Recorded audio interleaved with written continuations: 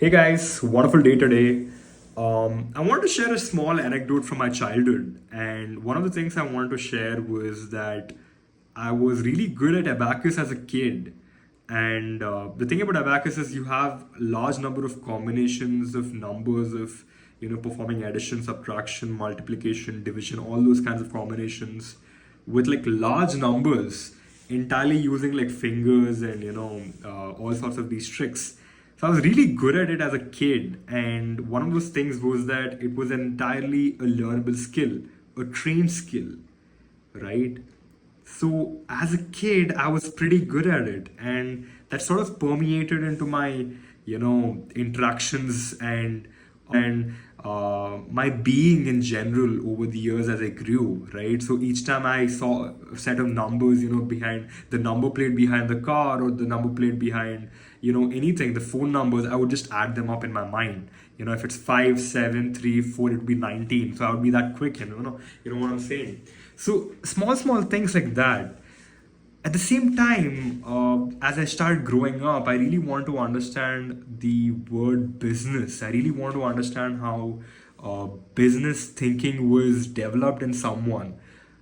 Now, for something told me that the word business was only reserved for people with prior precedence in any kind of business related activity. So that meant people with that kind of exposure, that kind of experience would only be able to understand business, which is not necessarily true, right? I used to think people coming from the business community would only be able to perform business.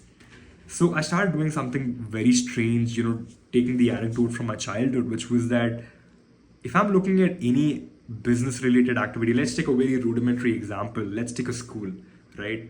One of the things I started doing was there's a school that's located near my house, by the way, which was I was just, each time I walk past it, I get new calculations in my head about what kind of revenue the school is holding. How many teachers there would be. There'd be about like 300 to 400 students in the entire school. So how much per student this would be the kind of fee structure for each student. So I started making those kind of calculations in my head. These are the number of classes, these are the number of teachers, these are the number of buses that are coming out of the school.